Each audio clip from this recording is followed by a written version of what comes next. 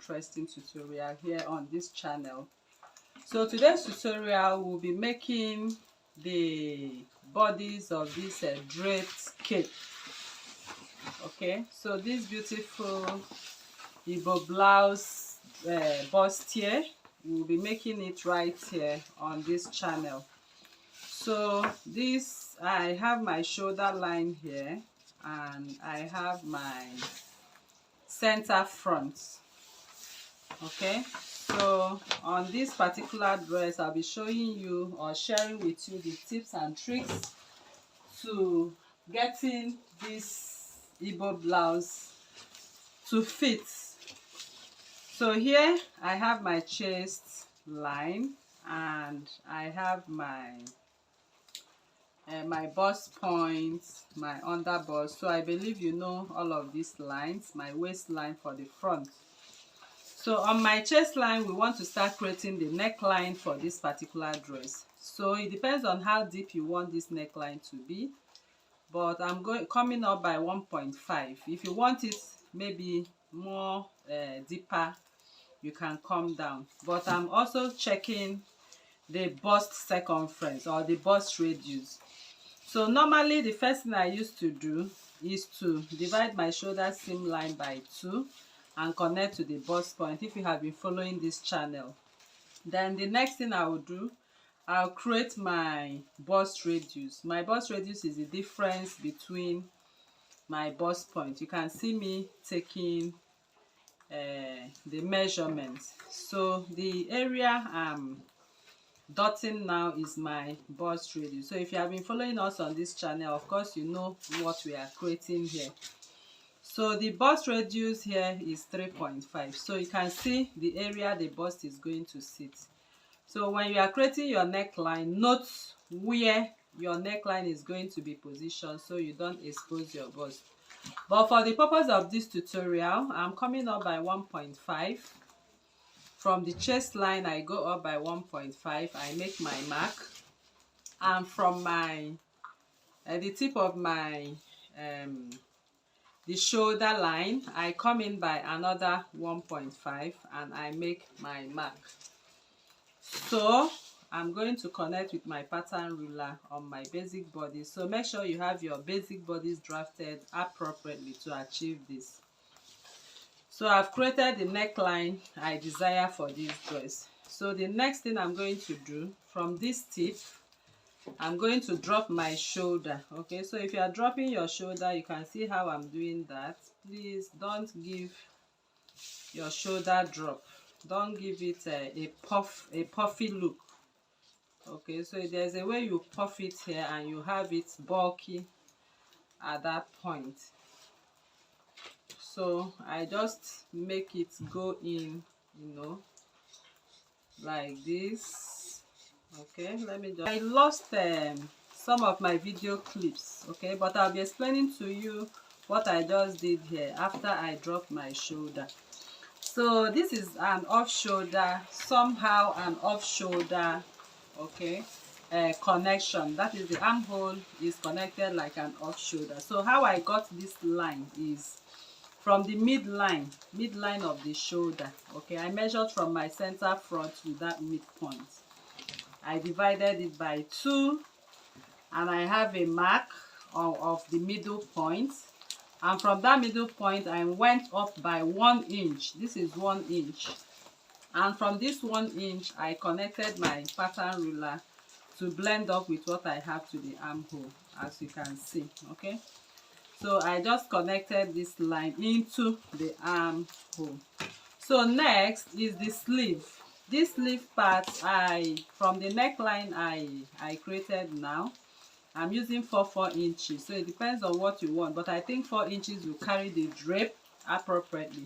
So the dotted lines of my 4 inches, I connected it also to meet this armhole line and to meet the sleeve itself. So that is how I created the sleeve. So we are done with this dress right now. So if you actually want this dress, the neckline to, you know, open up a little bit, you can go in by 1 inch. I came in by 1.5 because I want it to sit directly on the shoulder. that is my drape, as it is on the thumbnail. And you can also go up or even connect. You can even connect from 1 inch to the, that is if you want it open, but I've already told you that this is the bust area. If you don't want your bust to be exposed, just go by what I have here.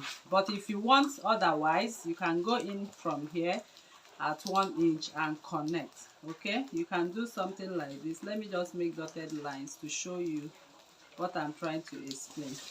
So you can follow this line if that is actually what you want, and still repeat the same process that we did for the line. But for the purpose of this tutorial, I'll be going by what I have on the upper bodies. So I want to start creating the bustier now. So this bustier, this line of the sleeve, I'll place my pattern ruler as if I'm making an I'm making a princess dart bustier. I'll just go in here and connect my princess dart this way. From this point I connect to this point, then I'll come out by 0.5 0.75 and I'll connect back. Can you see? So when I'm cutting this now, I'm going to cut this as different or separate bodies. Then from the center front, I'm going to contour my underbust. So if you have been following our channel, of course by now you should know how we contour our underbust perfectly. So the intake here is 1.5. So since I have 1.5 connected to the bust point, I'll be going in by my underbust circumference divided by 4. I have 8.75 when I divide by 4. And what I have left on this, I'm going to impute 0.25 here. And the rest of what I have, I will impute it here. So you need to have your dart at 1.5 to achieve this perfectly. So I'll keep this way. I'll go this way. So once I do this, I always have my underbust contoured perfectly, and I'm happy with that. So from here I will connect, and from here I will connect as well. So people, that is it, and we are done with the front body. So now we'll be closing up our bust darts, cutting off the front bodies. So this particular Igbo blouse is actually the upper piece is an Igbo blouse, but what we have on the is a gown. Anyway, it's not actually a gown. I'll call it Igbo gown because the dress is used for traditional wedding. So what we have on the upper piece now, I will just go ahead and sew it to the skirt piece. So the part of the skirt piece is not a problem for us.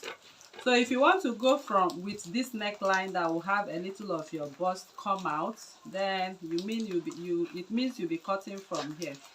But since I don't want to expose my bust, I will go with the one that is convenient for me. And here I'll come into the shoulder slant line. This is just like a drop shoulder. Please don't make it sharp. If you make it sharp, you are going to have the effect of it, and you might not like it. So I'll name this F1, and I'll cut this on fold. That is my F2 will be cut on fold. So I'll just go in from here this way.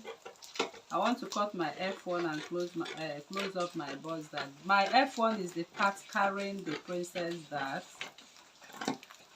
Okay, so I'll just close up my bust dart to this point, and